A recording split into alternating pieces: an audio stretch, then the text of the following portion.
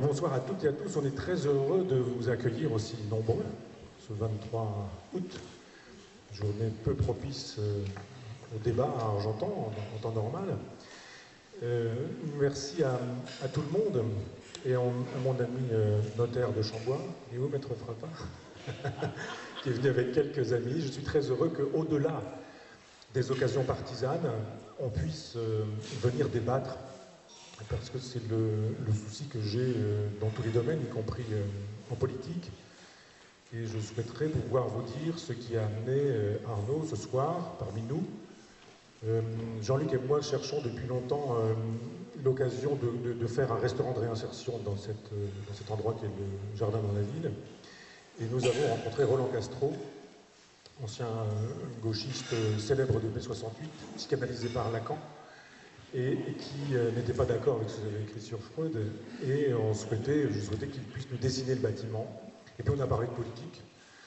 Et puis il m'a demandé où j'en étais politiquement, etc. etc. Lui m'a demandé ce que je pensais du PS. Je ne voudrais pas être désagréable, je vais dire que ce que j'ai dit d'agréable, et je disais que je trouvais très bien ce qu'Arnaud Montebourg disait ces temps-ci sur la démondialisation. Et j'ai entendu Arnaud un soir chez François-Olivier Gisbert, dans une émission où il avait été convaincant.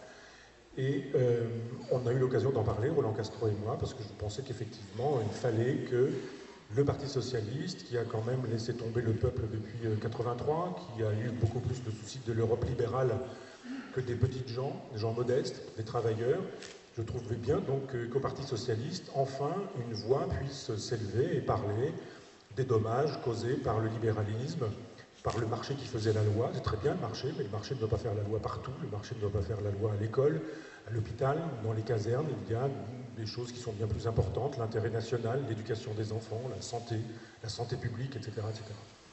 Et donc Roland Castro m'a dit mais il ne voulait pas faire partie de son comité de soutien, il ne voulait pas en faire une émission de télé, ce serait bien que vous soyez dans le public, ce serait bien que du calme, voyons ce qu'on peut faire ensemble.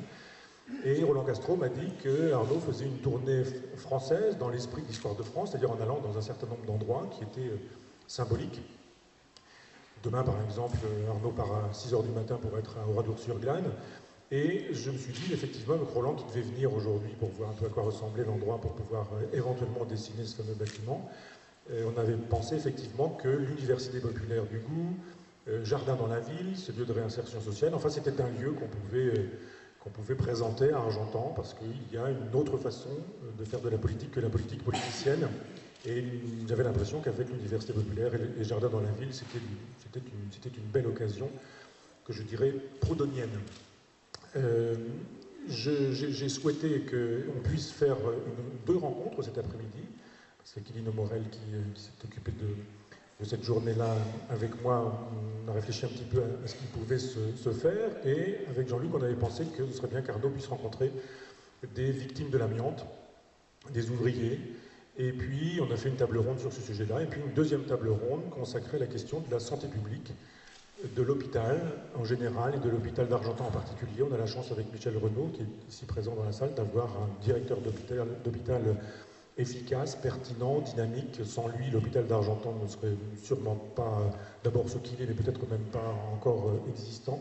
Et vous ne le savez peut-être pas, mais il y a beaucoup de médecins étrangers qui ne peuvent pas exercer correctement parce que leurs statuts sont pitoyables du fait de la politique d'immigration actuelle. Et ce sont des gens qui font un véritable travail de médecin, à qui on demande de repartir, comme s'ils avaient brûlé des voitures, incendié des magasins ou pillé ou je ne sais quoi, alors qu'ils contribuent à la santé publique et au maintien d'une santé publique dans les hôpitaux de province. Donc on a fait un deuxième débat, une deuxième table ronde sur ce sujet-là cet après-midi, ce dîner républicain avec vous, et puis ce débat qui vous appartient. Donc l'important c'est qu'on se dise deux ou trois choses et puis que très vite vous puissiez avoir la parole pour que chacun puisse poser les questions qu'il a l'intention de poser. Ici, vous savez, la parole est libre. J'ai retrouvé un vieux copain d'école, Jean-Luc Lecoeur, qui est avec moi à l'école en pension, et il m'a dit, j'ai quelques questions, j'aimerais bien que tu les poses à Arnaud Montebourg. Je dis, tu les poseras, c'est mieux que tu puisses les poser toi, et toutes les questions sont bienvenues. N'ayez aucune crainte, vous pouvez vous lever, prendre la parole, personne ne vous reprochera de ne pas bien dire, de ne pas bien formuler. On est là tous ensemble pour débattre de la démondialisation, du sens de la candidature d'Arnaud Montebourg je vais dire au présidentiel, mais non pas encore, aux primaires, pour désigner le candidat socialiste. Donc je vais poser quelques questions à Arnaud, et puis Jean-Luc aura quelque chose à vous dire et à vous lire. On mettra en perspective le programme d'Arnaud et le programme du CNR, du Centre national de la résistance, qui est un grand moment d'histoire de France dont on parle assez peu. On connaît bien la Révolution française, on connaît bien la Commune, on connaît bien le Front populaire, etc. Mais assez peu le programme du CNR, assez peu le rôle du général de Gaulle et du Parti communiste à cette époque-là, des socialistes et de cette dynamique nationale, une autre façon de faire la Révolution française ou de faire la Révolution en France. Et de fait, Jean-Luc a trouvé de beaux textes qu'il vous lira tout à l'heure et il assortira sa lecture de quelques questions. Alors, j'ai entendu l'autre jour Arnaud à sa fête de la Rose, et on lui demandait de commenter l'affaire Strauss-Kahn, et il a répondu « Je ne commente pas les faits divers ». Donc il ne sera pas question ce soir de faits divers, il sera question de politique, au sens noble du terme, et quelques-uns s'interrogent sur ce qu'est la démondialisation. Est-elle possible? Qu'est-ce que la démondialisation? Est-ce qu'aujourd'hui, dans le contexte de mondialisation qu'on nous présente comme jadis, comme un horizon indépassable, c'est Sartre qui nous disait à une époque que Marx et le marxisme constituent un horizon indépassable. Aujourd'hui, c'est l'Europe libérale, c'est le marché faisant la loi, c'est la mondialisation. On nous dit rien n'est possible en dehors de ça. Et Arnaud Montebourg dit si quelque chose est possible. Arnaud, qu'est-ce qui est possible? Merci. Merci à Michel et à tous ceux qui l'entourent dans cette belle réalisation pour leur invitation, pour cette belle journée passée aux côtés d'expériences concrètes, de gens qui ont quelques problèmes en ce moment avec la République ou avec l'économie, ou parfois les deux.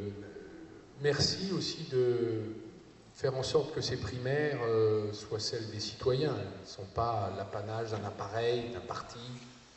Et c'est la première fois dans l'histoire de la République qu'un parti a décidé de partager avec les citoyens, sans distinction, qui se déclarent en sympathie avec l'objectif de victoire de la gauche,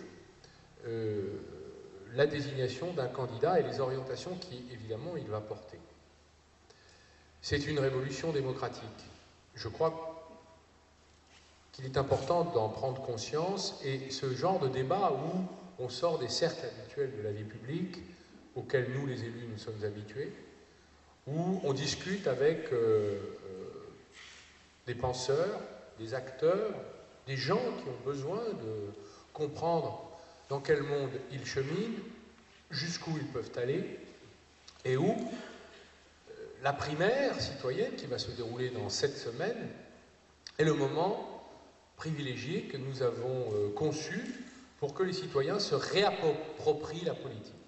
La politique, ce n'est pas une scène de théâtre avec des marionnettes, des gens qui se disputent et qui seraient en quelque sorte en train de jouer une pièce qui ne concernerait pas la population.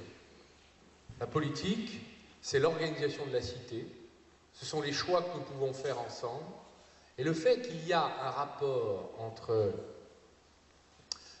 l'abstention, le rejet du système politique, la résignation, la démoralisation de notre pays, qui se pense lui-même plus petit que la Suisse, incapable de résister ou d'agir dans les différents périls qui se présentent, comme il est d'ailleurs normal dans un monde en profonde mutation, périls terroristes, écologiques, financiers et bien d'autres. Nous subissons et nous avons le sentiment de devoir en quelque sorte nous résigner à une sorte d'ordre naturel qu'évoquait à l'instant Michel Onfray.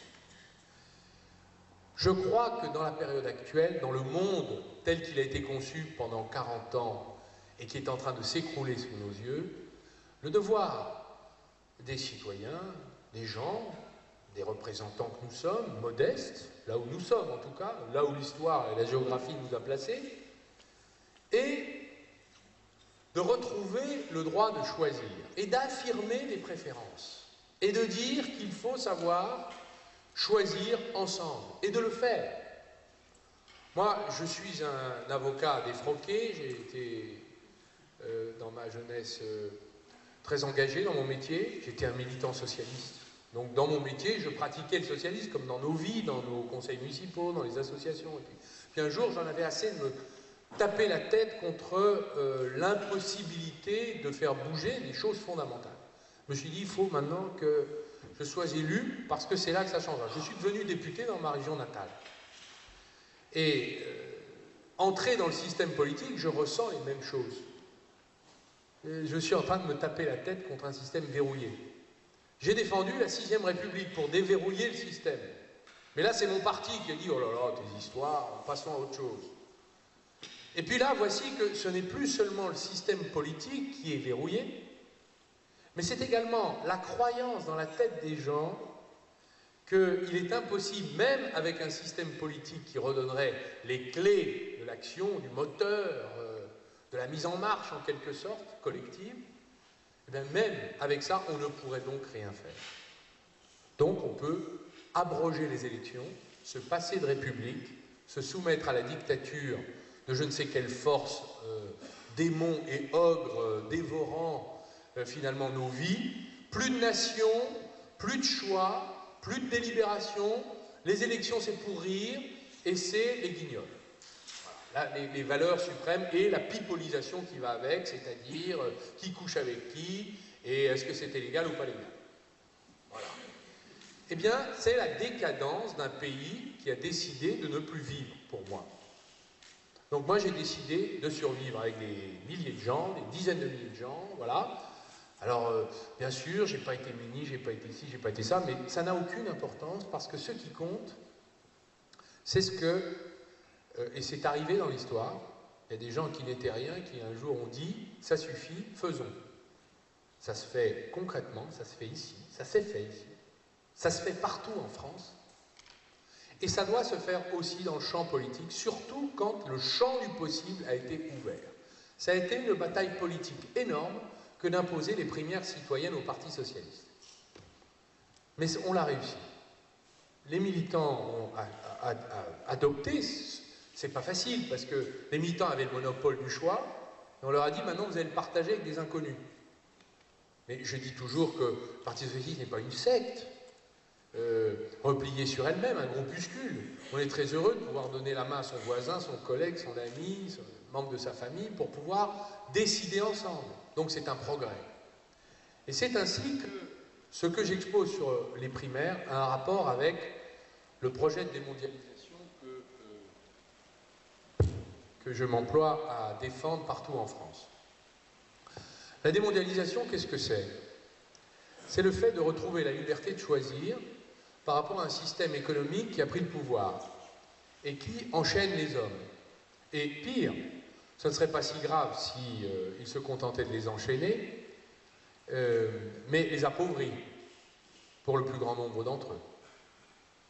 Il est quand même assez sensible de voir en 10 années ce qui s'est passé pour des gens qui n'ont que leur travail pour vivre.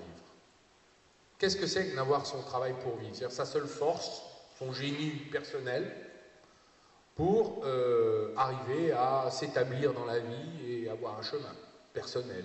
Bon. Artisan, ouvrier, cadre, technicien, étudiant cherchant du travail, et diplômé chômeur, comme on a dit dans la révolution tunisienne, agriculteur, petit entrepreneur, bref. Tout cela se sont retrouvés finalement dans une position de plus en plus sensible d'assujettissement à un système économique dont finalement le système politique est devenu l'allié et qui, ajoutant le système médiatique à cela, a créé la croyance qu'on ne pouvait rien faire, qu'il fallait accepter sa condition. Le résultat, c'est qu'une oligarchie, au sens presque étymologique du terme, ce qu'on aurait appelé il y a 200 ans une aristocratie, s'est constituée, qui dispose de la richesse, du droit de faire ce que les autres ne peuvent plus faire, des privilèges, ont la possibilité, quand les gens ou la population est soumise à des règles extrêmement sévères, de pouvoir s'en affranchir. Eh bien, c'est le monde tel qu'il est aujourd'hui, et dont, je crois, la l'immense majorité des citoyens ne veulent plus.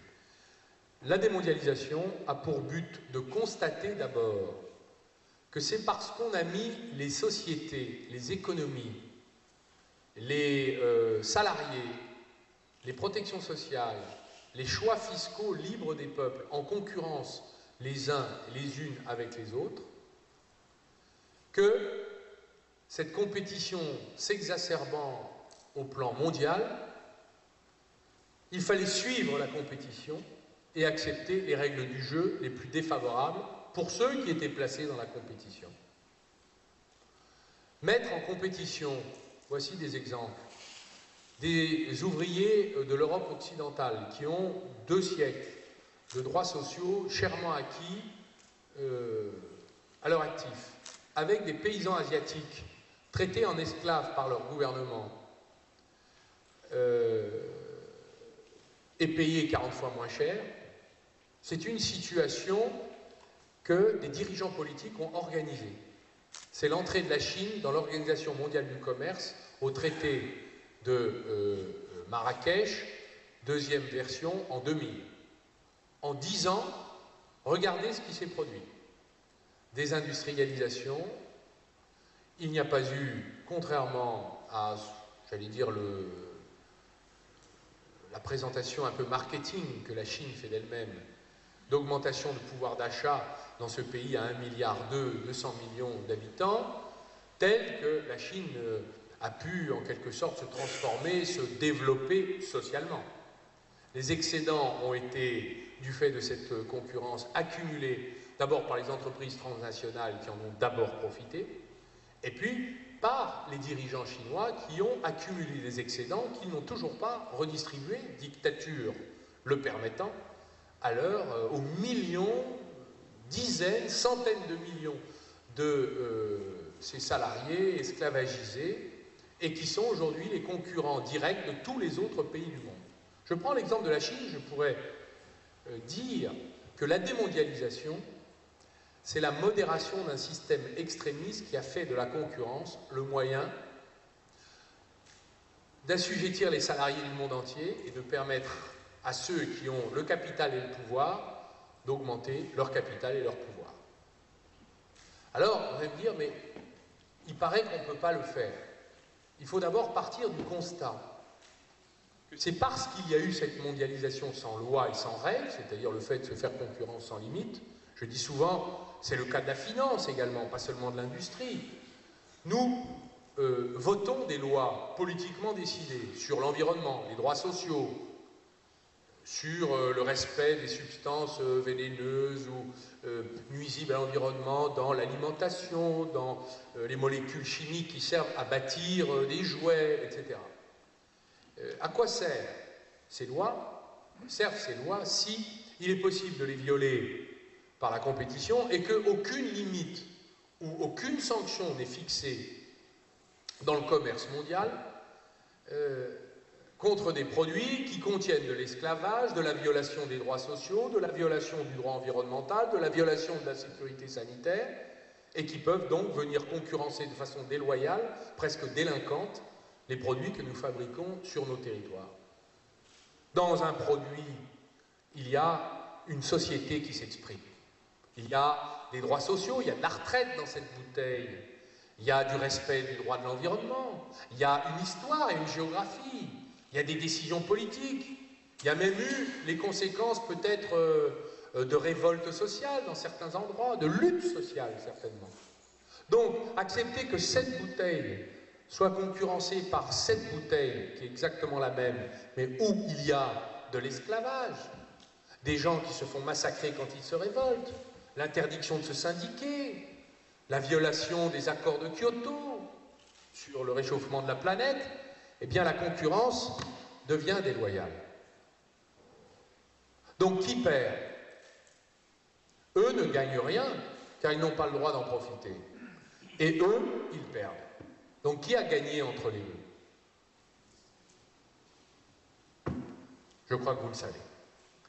Si on est d'accord là-dessus, il faut inventer, construire les mécanismes de la reconstruction. Moi, j'assume le terme de protectionnisme. C'est un mot interdit dans le langage politique. Ouh, que c'est pas beau. Vous voulez la guerre de 39-45, car le protectionnisme a mené à la guerre. Première affirmation. Ouh, le protectionnisme, c'est horrible, vous voulez vous protéger, vous replier sur lui, vous êtes donc le péniste. Ouh, le protectionnisme, il y a un mauvais mot, c'est que vous avez tellement mauvais, vous avez si peu confiance en vous, que vous avez besoin d'ériger des barrières, des lignes maginaux derrière lesquelles vous allez protéger votre médiocrité. Vous n'êtes donc pas un optimiste qui croyait dans vos capacités. Médiocre, le péniste et arriéré, quoi, en somme. Voilà la critique. Je voudrais vous dire que, d'abord, toutes les grandes nations mercantiles pratiquent le protectionnisme.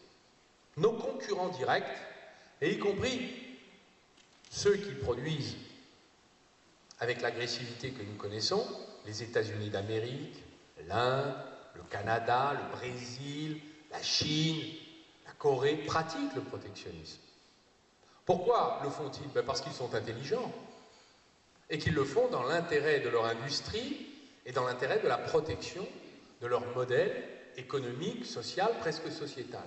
Ils défendent la part des choix qu'ils ont voulu mettre dans leur, j'allais dire, dans leur système productif. Il y a une seule zone dans le monde qui s'est interdit par des traités le protectionnisme à l'égard du reste du monde. C'est l'Union européenne. Pourtant, savez-vous que l'Union européenne est la première puissance au monde? Si vous additionnez les 27 pays, les PIB, les capacités financières, les taux d'épargne, les capacités commerciales, le nombre d'ingénieurs, le nombre de diplômés, nous sommes la première puissance mondiale devant les États-Unis et devant la Chine. Nous, dans notre tête, nous ne sommes que la France. Donc on dit, mais la France ne peut rien. Oui, mais l'Europe peut tout et n'a rien fait. Et la seule puissance qui n'a jamais décidé de s'organiser par rapport au reste du monde est l'Union européenne. Nous sommes les naïfs du village global. La démondialisation est un objectif visant à réorienter l'Union européenne pour la mettre au niveau de ses concurrents, de protéger les acquis de notre histoire, de nos choix, la liberté de nos choix. Si nous voulons avoir des hauts niveaux de salaire, nous ne sommes quand même pas obligés de nous aligner sur les salaires et le dumping social pratiqués par des pays concurrents. Si nous voulons améliorer la qualité des droits sociaux attachés à la production économique, c'est notre liberté, nous pouvons la protéger et la défendre. Et si nous voulons améliorer la qualité de vie des gens, des consommateurs, le droit à l'environnement, eh bien c'est notre liberté et notre choix. Le protectionnisme, pratiqué par nos concurrents, a pour objectif de protéger leurs choix. Mais pourquoi devrais-je accepter les leurs, sous prétexte que par idéologie, je refuserais de protéger ma production industrielle, agricole, intellectuelle, technologique, financière? La démondialisation, c'est donc d'assumer dans le débat public la nécessité du protectionnisme que pratiquent tous les autres. Alors c'est très simple, vous voulez des mesures concrètes? Bien écoutez, il faut aller les chercher chez Obama, chez la nouvelle présidente brésilienne qui vient de taxer, bonne nouvelle, intéressant, c'est un exemple concret, les iPhones ou les iPads, les tablettes, viennent d'être taxés par le gouvernement du Brésil à un très haut niveau, et l'Argentine vient de voter la même loi. La réponse d'Apple, qui a été frappée par cette mesure discriminatoire, nous n'en disconvenons pas, eh bien c'est qu'Apple a décidé de localiser une usine de production au Brésil, où Apple vendra des produits qui respecteront l'esprit de la société brésilienne, qui contiendra la part du niveau de droits sociaux que les Brésiliens se seront votés avec le parti de Lula.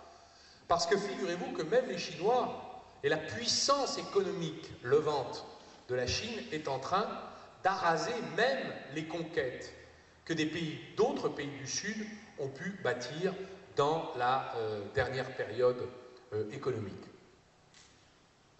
Ce que les Brésiliens font, pourquoi ne le ferions-nous pas?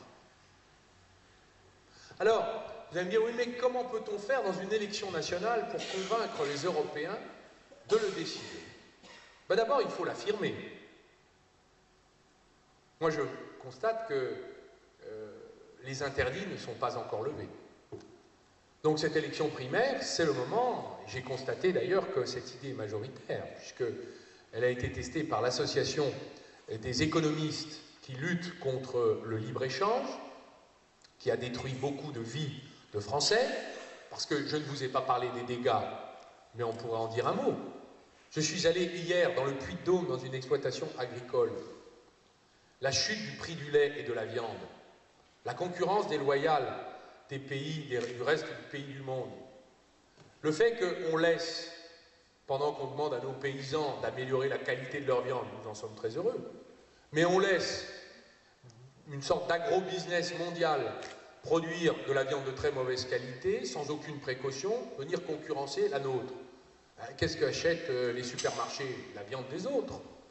Donc vous avez des paysans aujourd'hui dont le revenu agricole chute. Moi, dans mon département, il y en a 10% qui sont au RSA, des chefs d'exploitation. Qu'est-ce qui s'est passé avec la précarité dans les usines? La montée du productivisme. Le fait qu'on est payé au lance-pierre de plus en plus durement, avec des cadences qui augmentent. Moi, je suis dans une région de l'agroalimentaire. Dans les usines, ce sont des femmes qui généralement travaillent 20 ans, 30 ans. C'est difficile d'aller plus loin parce que très vite apparaissent les troubles musculo-squelettiques. Qu'est-ce qu'elles racontent dans leur vie d'ouvrière? Et très fières de l'être. Elles disent, il y a encore 10 ans, on avait des patrons humains.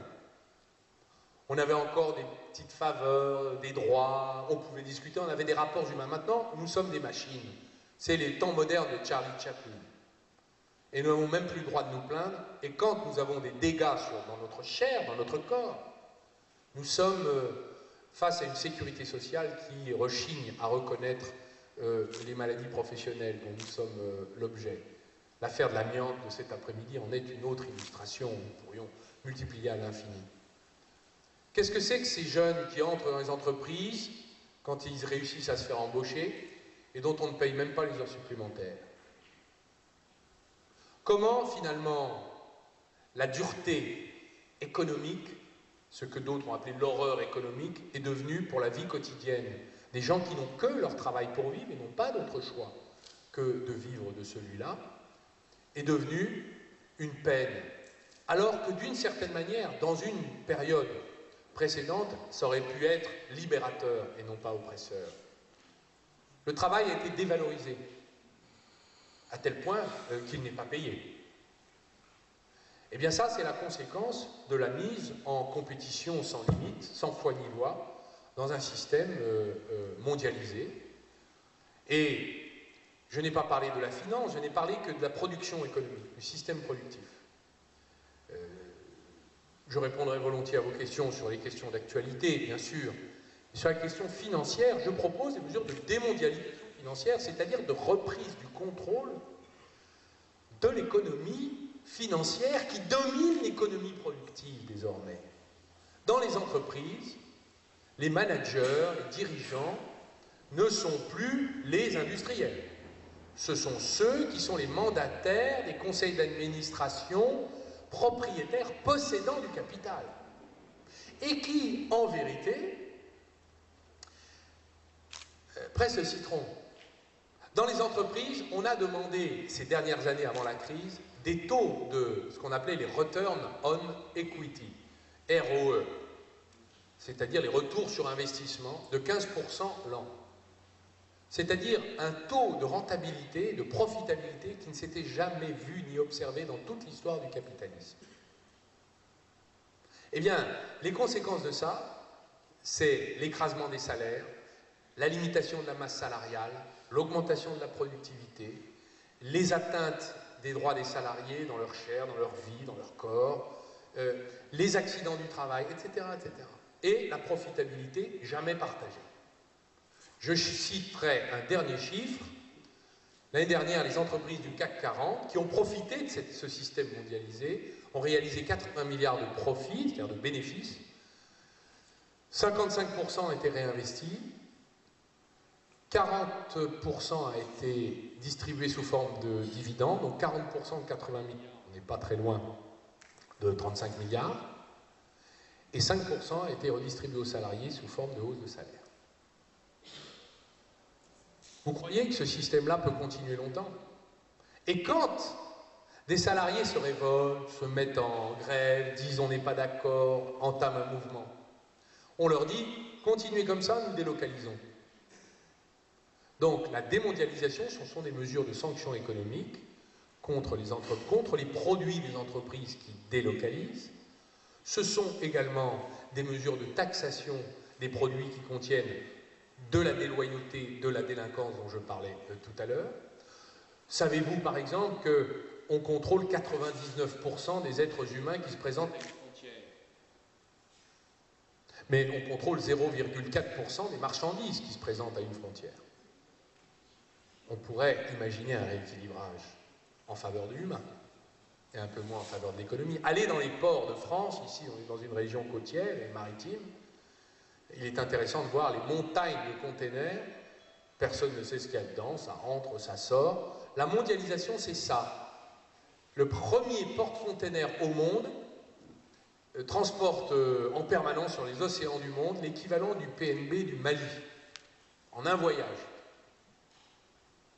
On produit à 20 000 km des choses qu'on produisait ici auparavant. Et c'est là que la question écologique, et c'est ma conclusion, est centrale et stratégique.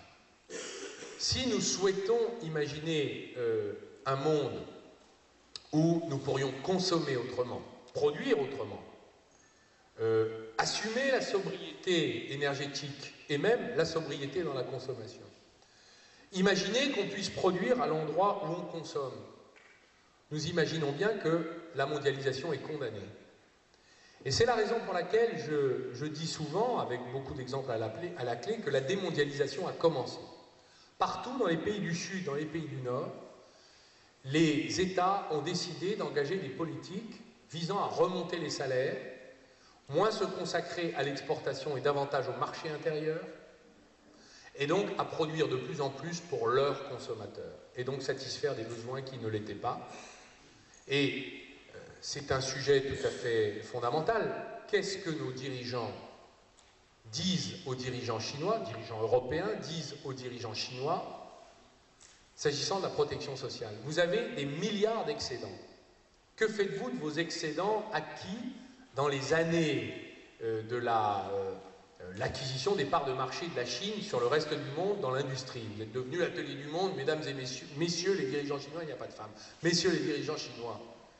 Pourquoi n'avez-vous pas utilisé ces excédents à créer une retraite, une assurance maladie pour les travailleurs chinois, à améliorer l'éducation, protéger contre les atteintes à l'environnement, et donc redistribuer et investir dans la population?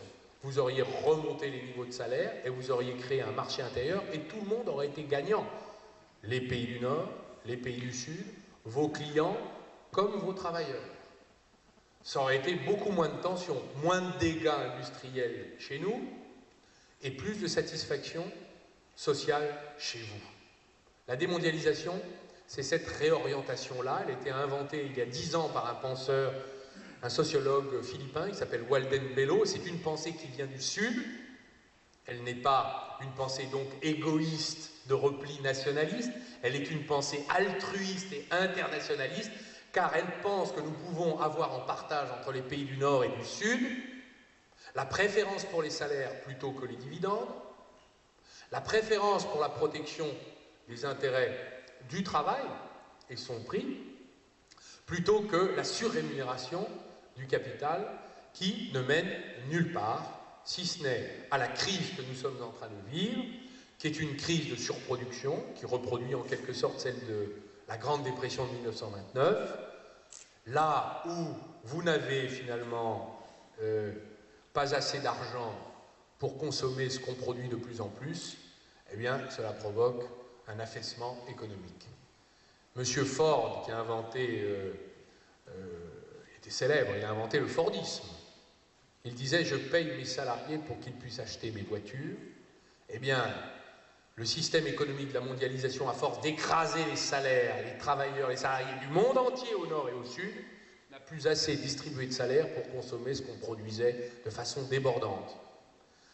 Que s'est-il passé? La finance a inventé le crédit facile, le surendettement, les subprimes.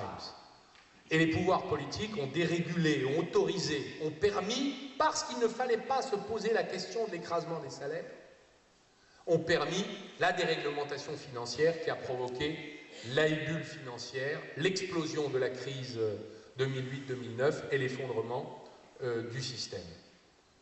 Quand il a fallu ensuite amener, ou plutôt lorsqu'il a fallu s'apercevoir que les banques étaient en train de faire faillite à cause de leur imprévoyance, sont les États qui sont portés au secours. Donc la dette privée que les banques avaient créée est maintenant dans les comptes des États. Et ce sont les marchés, avec les opérateurs issus des banques que les contribuables du monde entier ont secourus, qui sont en train de spéculer sur la dette publique des États. Pour transférer le fardeau sur les classes moyennes et les classes populaires, c'est-à-dire recommencer le même système, on est en train de vous vendre des règles d'or, des traités de Maastricht qui datent de 20 ans, qui n'ont jamais marché, mais qu'on est en train de ressortir, et on est en train de vous amener à considérer que c'est encore de votre faute. Le moment, maintenant, est venu de réfléchir et de changer. La démondialisation, ce sont des mesures radicales contre la finance. J'en ai proposé 12 dans mon discours de Frangy. Je les ai adressés aujourd'hui où il se tenait un bureau national au Parti socialiste exceptionnel sur la question de la crise. J'ai envoyé à chacun des candidats et au premier secrétaire par intérim l'ensemble de ces propositions. Je vais vous les lire et je m'arrêterai pour répondre à peut-être d'autres questions. Premièrement, prohibition sous peine de confiscation des avoirs et de perte de licence des établissements bancaires de toute forme de spéculation par les établissements financiers avec l'argent de leurs clients. Vous allez me dire, mais comment on fait? C'est ce qu'a fait le président Roosevelt en 1933, 4 ans après la dépression de 1929 qu'il a portée au pouvoir. Ce sont des mesures qui ont déjà été prises dans l'histoire. Il suffirait de s'en rappeler. 2. Fermeture des filiales des établissements financiers situés dans les paradis fiscaux avec rapatriement obligatoire des avoirs appartenant aux ressortissants français sur le sol national avec non-opposabilité du secret bancaire. C'est une mesure qui parle d'elle-même. 3. Séparation obligatoire des activités entre les banques de dépôt et les banques d'investissement. Ça veut dire qu'on va couper les banques en morceaux. Elles ne pourront plus utiliser vos dépôts pour jouer en bourse. Voilà. Alors ça, c'est une mesure qu'a prise le président Obama, par exemple. 4. Mise sous tutelle des établissements bancaires exerçant sur le territoire, sans indemnité du trésor public, je précise, avec entrée dans le conseil d'administration de représentants du gouvernement et des usagers du crédit, les entreprises et les ménages. Les banques ne financent plus l'économie. Elles sont d'ailleurs un vecteur de défiance aujourd'hui. Et lorsqu'un jour, j'ai défendu cette mesure depuis 2 ans, depuis le début de la crise. Et un jour, j'étais sur, je crois, France Info, et me succédait au micro, M. Jean Arthuis, qui est rapporteur général du budget au Sénat et par ailleurs sénateur de la Mayenne, par ailleurs UMP, je crois, au Nouveau Centre, je ne sais plus bien, je crois qu'il est plus centriste, pardonnez-moi. Et M. Arthuis a dit, mais c'est une mesure tout à fait justifiée, la mise sous tutelle des banques, puisque nous sommes, nous, contribuables, les assureurs en dernier ressort. Mais il est hors de question de les nationaliser, car la nationalisation implique l'indemnisation des actionnaires des banques qui ont fauté. La mise sous tutelle est un concept de droit civil, vous savez, qui concerne les personnes qui sont dangereuses pour elles-mêmes et pour les autres et qui font des bêtises. Ben, c'est un peu ce qui s'est passé avec nos banques, qui ont perdu, je le rappelle, en France, 16 milliards dans la crise des subprimes. 5e, abrogation des pouvoirs des autorités administratives indépendantes chargées de la surveillance des institutions et des marchés financiers, transmission de leurs pouvoirs au ministre de l'économie et des finances. Nous avons, et tous les observateurs sont d'accord avec cette analyse, constaté beaucoup trop de connivence entre le gendarme et les voleurs, entre le douanier et le contrebandier, si j'ose dire. L'autorité des marchés financiers est tout sauf une autorité, c'est plutôt finalement une forme d'institution qui a pour but de protéger les marchés financiers des intrusions ou des réclamations d'extérieur. Donc je propose la repolitisation de la tutelle des marchés financiers entre les mains d'une autorité politique qui prendra des décisions de nature politique dont il répondra devant le Parlement, ce qui est d'une nature complètement différente et innovante, j'en conviens. C'est la fin des comités Théodule, des autorités autoproclamées et auto-formées qui ne rendent de compte devant personne, et même des vrais politiques, et finalement nous échappent. Sixièmement, c'est la création d'une taxe sur les transactions financières de 0,1% au plan national en cas de non-création d'une telle taxe au plan européen afin d'assurer le remboursement de la part de la dette de la République française constituée dans la crise financière. M. Sarkozy et Mme Merkel ont déclaré vouloir créer cette taxe. Je propose qu'il n'est pas nécessaire d'en convaincre les autres pays européens, car la France et l'Allemagne sont les deux poumons de l'Union européenne prise dans sa zone euro. Ces deux économies représentent l'essentiel de l'activité économique et financière.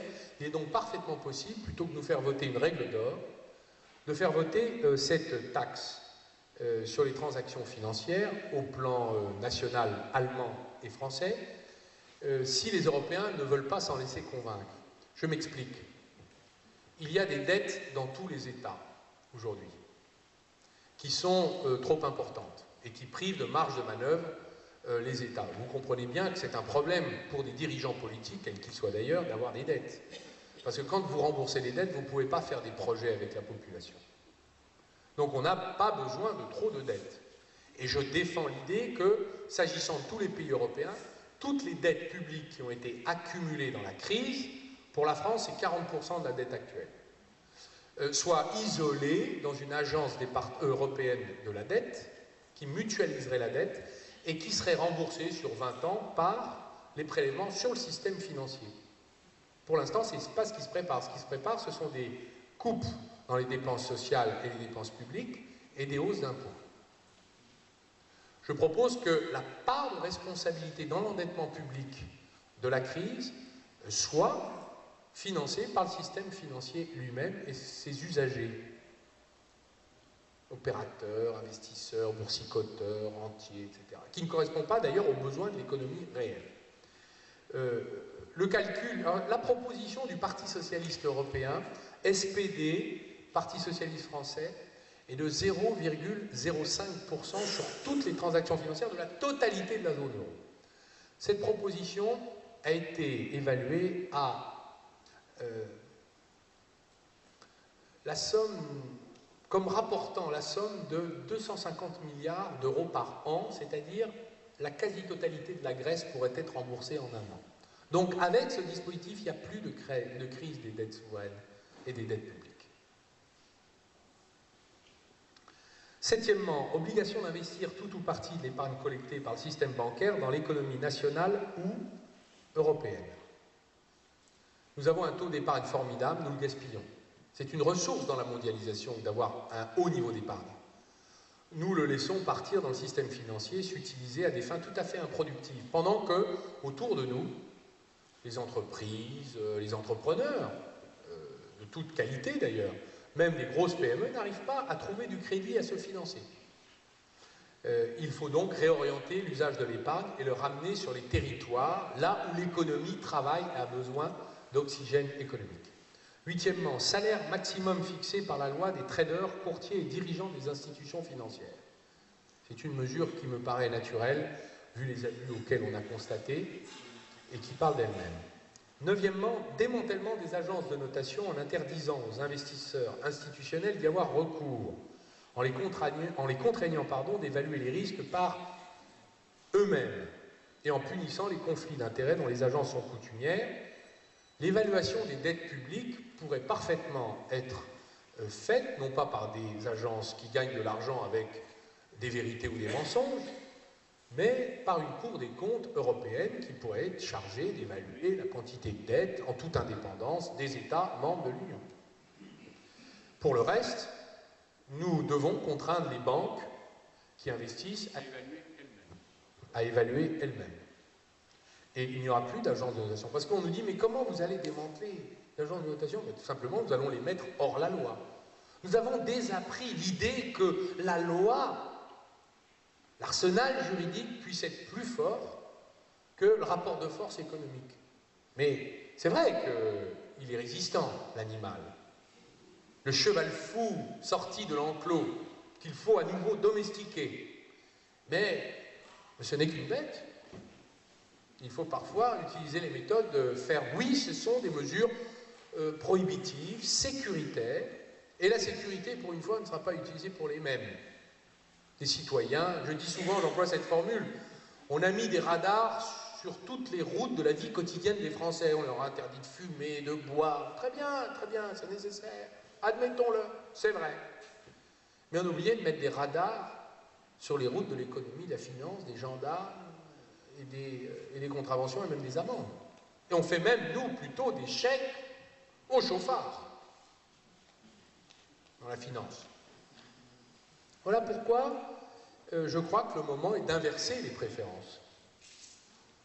Et souvent, des journalistes, même les économistes me disent, est-ce que vous pensez que cette mesure extrêmement dure pourrait produire des effets? Le juriste que je suis répond, pour un financier, si vous fixez une interdiction et vous l'assortissez d'une sanction pénale, il est évident que le comportement changera. Mais si, comme ça a été le cas depuis 20 ans, on a organisé la dérégulation, c'est-à-dire des autorisations de plus en plus puissantes de faire ce qu'on veut quand on est un opérateur financier, il est évident que le libéralisme est allé jusqu'au danger et jusqu'à la mort. 11e mois, interdiction des rachats d'entreprises par la voie des LBO, les leverage buyout, excusez mon anglais, il s'agit en vérité du rachat par la dette. On se paye sur la bête après avoir racheté à crédit sans avoir les disponibilités. Donc c'est une spéculation qui évidemment a pour conséquence de détruire beaucoup de notre tissu industriel et contrôle par le gouvernement des OPA sur nos entreprises industrielles en provenance de fonds souverains non européens.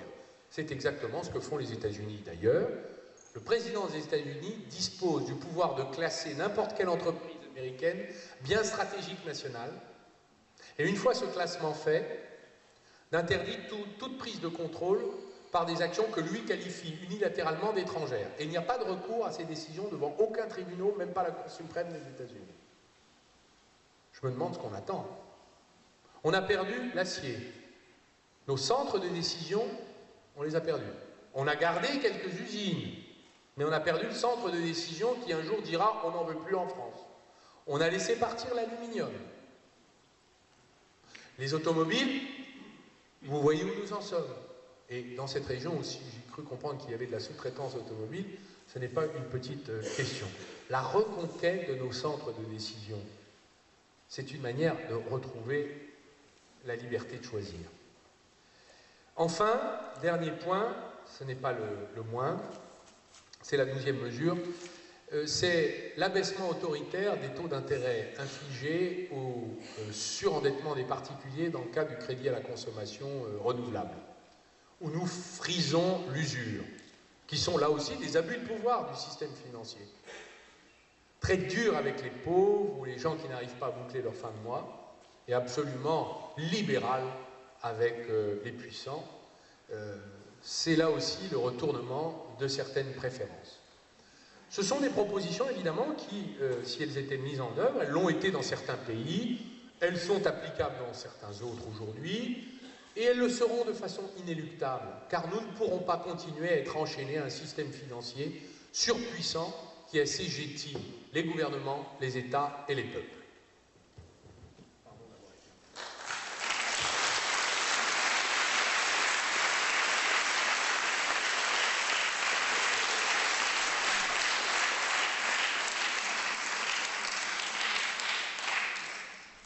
Merci pour lui, ça le mérite.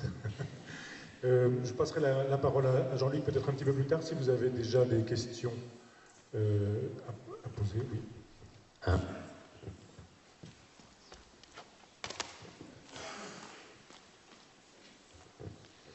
Eh bien, je voudrais remercier Arnaud Montebourg pour ce brillant exposé. Et comme j'ai consulté l'avenir de mon boule de cristal, je viens d'apprendre qu'il va être le candidat élu aux primaires organisées par le Parti socialiste. Donc, je l'en félicite, mais aussitôt je m'inquiète sur son équilibre mental. Car demain, vous voilà donc le candidat du Parti socialiste, dont 95% des membres sont des neveux et nièces de tonton, qui depuis 1983 a pris des positions qui n'ont radicalement rien à voir avec le propos de ce soir. Comment est-ce que Arnaud Montebourg peut être le candidat demain du Parti socialiste avec des positions qui sont diamétralement opposées au libéralisme du dit Parti socialiste?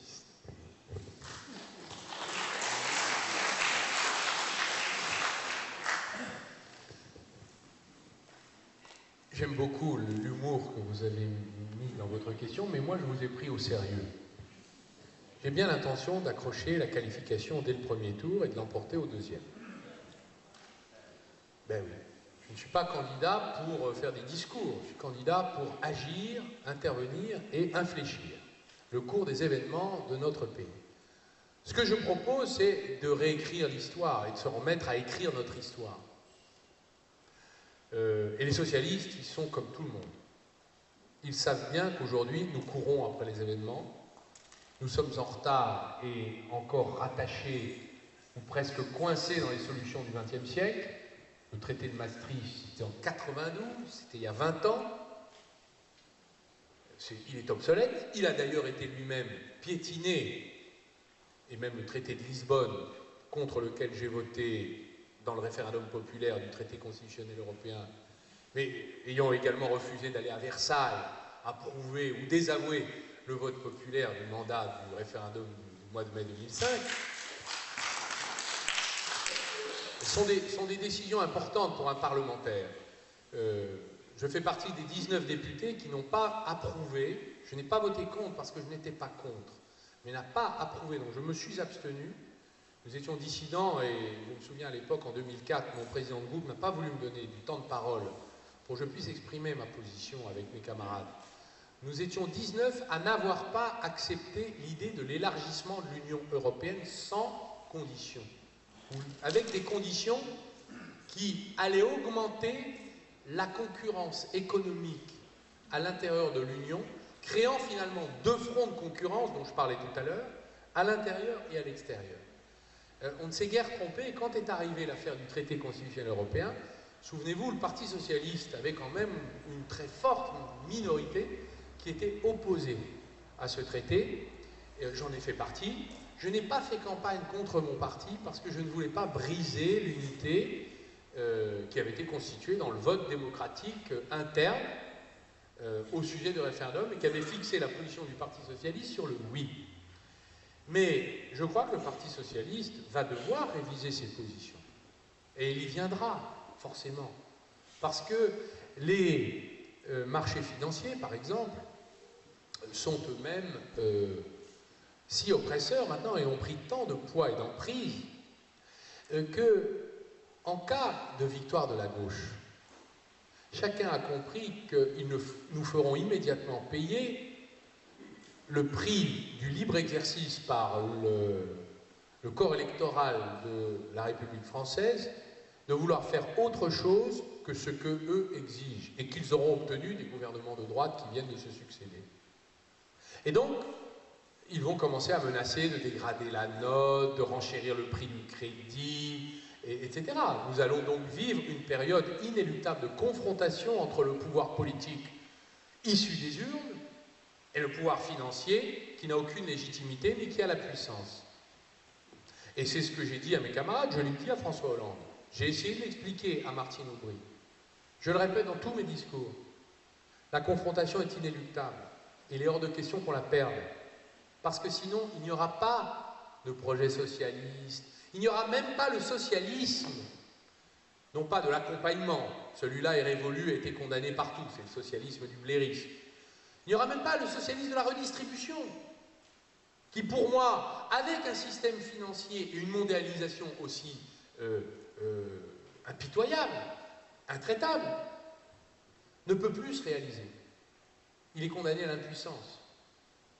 Vous pouvez faire tous les programmes que vous voulez, sur la retraite, sur la maladie, sur l'amiante, vous pouvez accumuler les promesses. comme on faisait au bon vieux temps de Mitterrand, ou même encore, on pouvait encore le faire à l'époque de Lionel Jospin. Mais si vous n'avez pas décidé de vous attaquer au système économique, nous serons vaincus et condamnés à nous trahir. C'est pourquoi les socialistes, s'ils veulent être socialistes, devront choisir entre la confrontation pour le rester ou l'abandon en attendant leur défaite.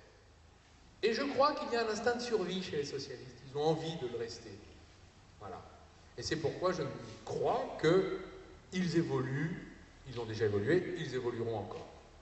Alors il y a dans le projet socialiste, et même dans la déclaration commune entre le SPD d'il y a 2 mois et le Parti socialiste, des éléments de démondialisation. Ils ne sont pas complets, ils sont insuffisants, mais ça progresse.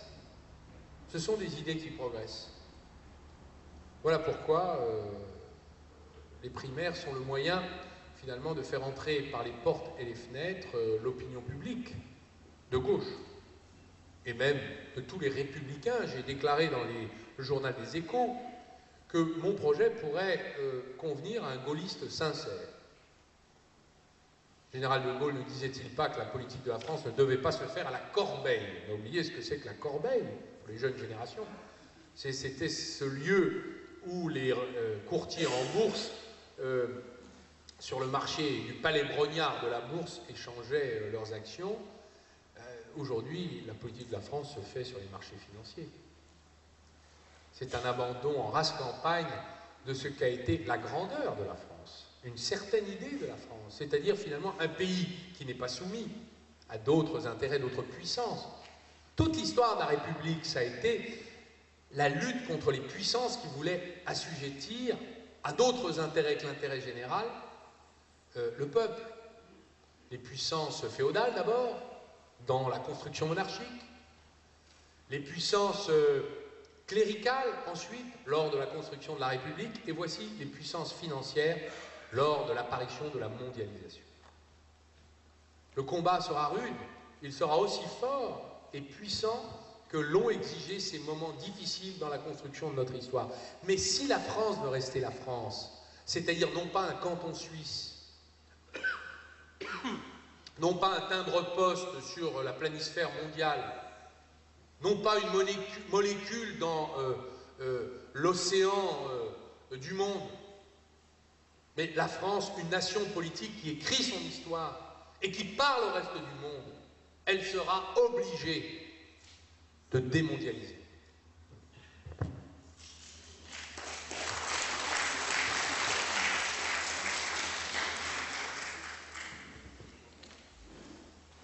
Bonjour, il m'est venu à l'esprit 2 questions en vous écoutant. En même temps qu'un refrain d'une vieille chanson de Paul Vaillant-Couturier, il y a trop de tout, c'est pour ça que je n'ai rien. Il y a trop de tout, c'est pour ça que je n'ai rien, disait Paul Vaillant-Couturier entre les 2 guerres. Et la première question, c'est, puisque nous connaissons les divergences actuelles concernant les problèmes de soutien des pays qui sont attaqués par les marchés financiers au sein des gouvernements européens, parmi les mesures que vous avez citées, dont un grand nombre sont quand même situées dans le cadre de décisions européennes, qu'est-ce que pourrait faire la France si, par exemple, vous étiez élu? Qu'est-ce que pourrait faire la France, toute seule, sans attendre le règlement de ces divergences? Et la deuxième question, en vous écoutant, c'est, finalement, ce que vous proposez, c'est de réduire progressivement la place de la bourse dans l'économie, puisque vous avez dit tout à l'heure que, finalement, il fallait encourager fortement les banques à investir davantage dans l'économie réelle. La bourse nous sert-elle vraiment? Je crois que, sans aller jusqu'à réduire la bourse, même si c'est une image qui correspond parfaitement à ce qu'on pourrait donner du résumé de mes propositions, je pense qu'il est parfaitement possible d'envisager des mesures nationales unilatérales.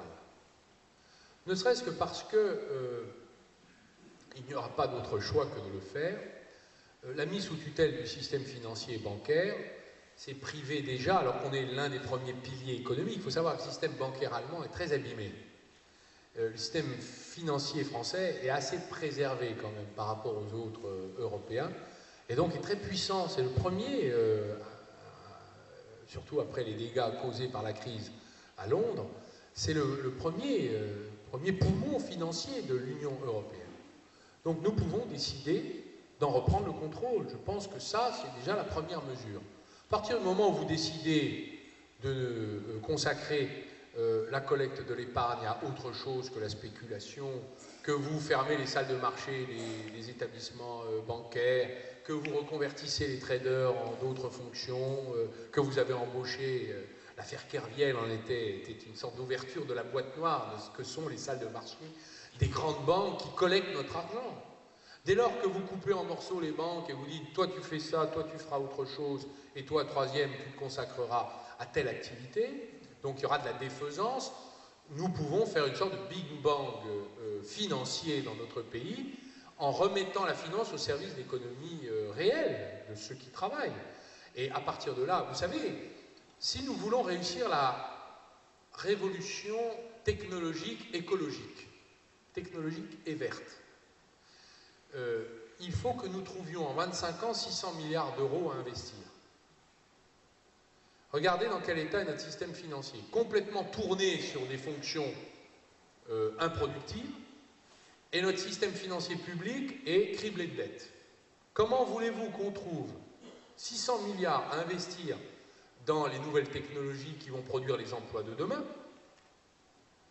avec un paysage pareil? Il n'y aura pas d'autre choix, je crois, que de remettre de l'ordre et d'y mettre bon ordre.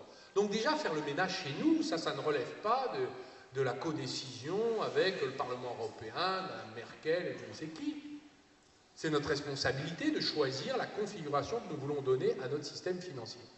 Alors évidemment, vous allez avoir l'obstacle juridique des traités, et notamment des traités européens qui ont été approuvés contre l'avis populaire français, qui interdisent tout un tas de choses. Enfin, je voudrais vous faire observer que les traités ont été dans la crise piétinés et violés je ne sais combien de fois.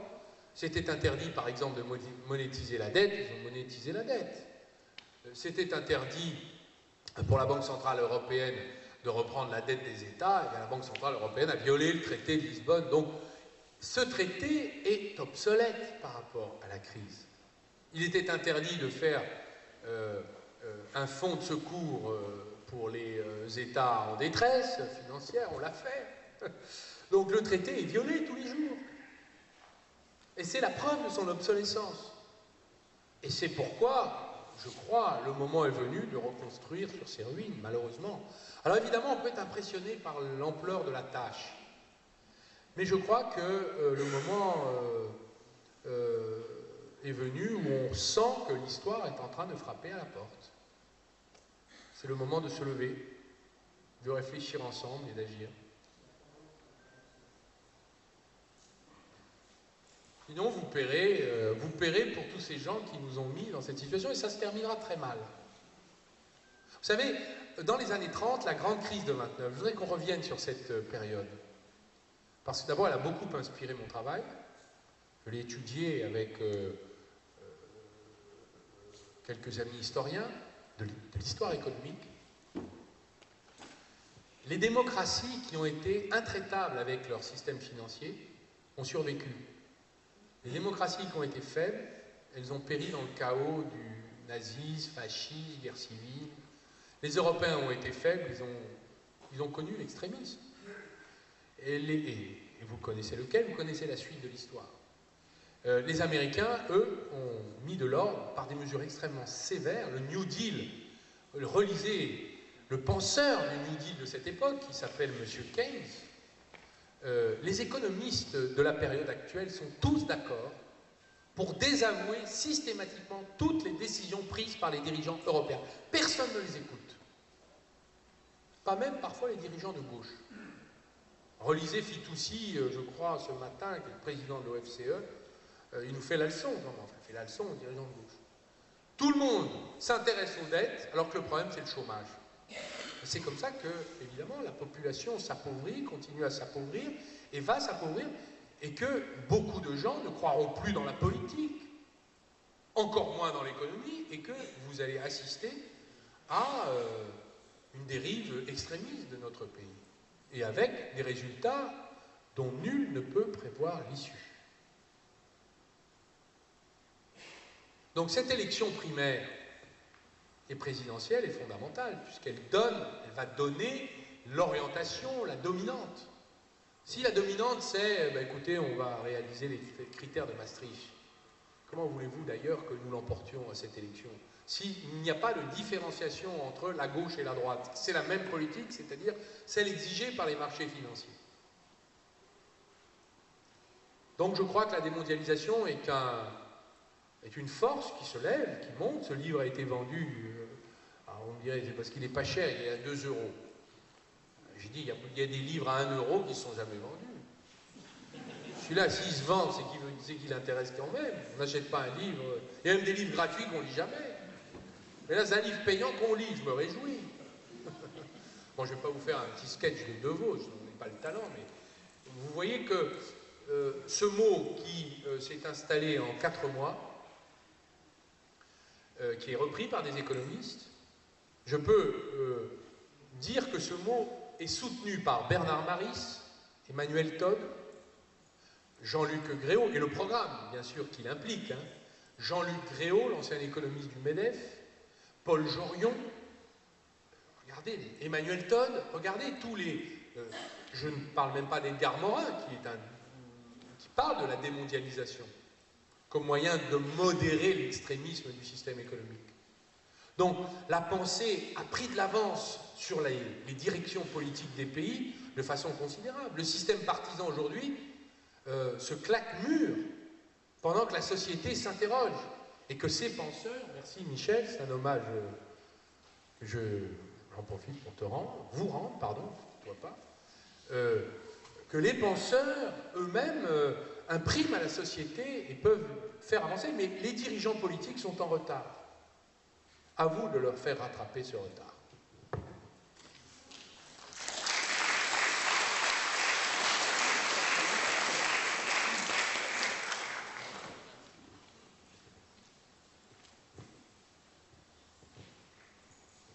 Oui, bonsoir. J'ai bien entendu le début de votre discours où vous avez tout d'abord évoqué le fait que l'Europe était la première puissance économique mondiale, et puis depuis un quart d'heure, vous tapez sur l'Europe. Alors je voudrais, soit je vous ai mal compris, soit je voudrais que vous soyez un peu plus précis sur votre vision de l'Europe, primo, et secondo, à l'issue de votre réponse, j'aimerais à nouveau avoir le micro pour avoir l'occasion de vous dire si vous m'avez convaincu ou pas. Merci.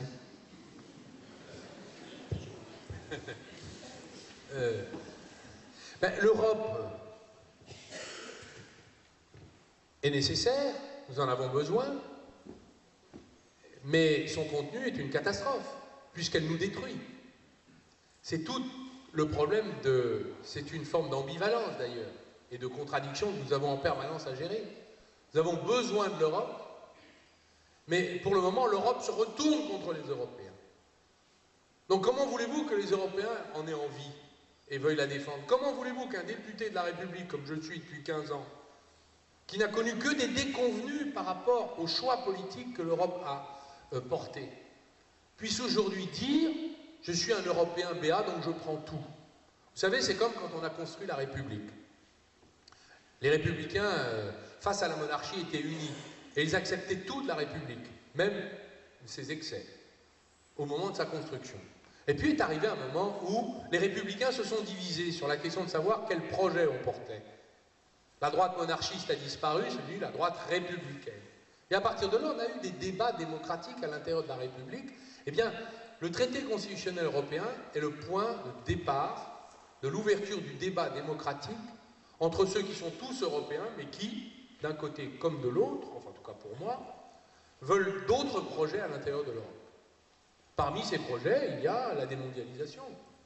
Donc le sujet, ce n'est pas est-ce qu'on est pour ou contre l'Europe, le sujet c'est comment on arrive à faire que cette Europe serve aux populations européennes, et pas seulement aux entreprises transnationales, serve les droits sociaux, pas seulement le commerce, Il faut faire les deux, le commerce, mais pas seulement. Et soient plus démocratiques, c'est-à-dire appartiennent à la masse des populations qui y vivent, qui y habitent, qui ont le droit de choisir leur avenir ensemble, et puissent devenir enfin une puissance. Peut-être est-ce un rêve utopique. Beaucoup d'observateurs n'ont pas l'optimisme d'un Jeremy Rifkin, qui a écrit un très beau livre que j'admire beaucoup, Le rêve européen. Peut-être que l'utopie dont on parle, ce n'est pas la démondialisation, mais c'est la construction européenne. C'est l'opinion d'Hubert Védrine. Est-ce que, en étant finalement sceptique sur cette utopie, de fédération d'États-nations qui aurait besoin, paraît-il, de se fédéraliser, moi, j'ai déjà un outil fédéral, c'est la Banque Centrale Européenne, mais sur lequel je n'ai aucune prise, comme citoyen, comme parlementaire national, et si j'étais parlementaire européen, et même Premier ministre d'un des pays européens, je n'aurais pas plus de prise sur cet outil fédéral. Nous avons des biens communs, des biens publics communs en gestion commune. Mais il n'y a pas de contrôle démocratique sur leur usage. La frontière, la monnaie, ce sont des biens communs. La frontière, on en fait un usage stupide. Nous sommes une passoire, la belle affaire. La monnaie, tous nos concurrents, les Chinois, les Américains, utilisent la monnaie comme outil de manipulation politique. Et nous, qu'est-ce qu'on fait? On la laisse filer. Alors on est pour l'Europe, mais on n'est pas pour celle-là. Donc il va falloir assumer la confrontation au sein de l'Union pour redéfinir les enjeux, les projets et se remettre d'accord.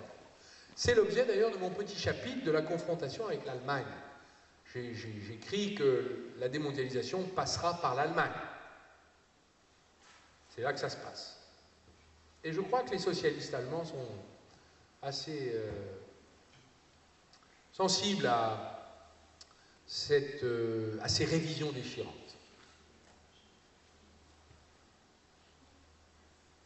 Vous pouvez reprendre le micro. Il est là.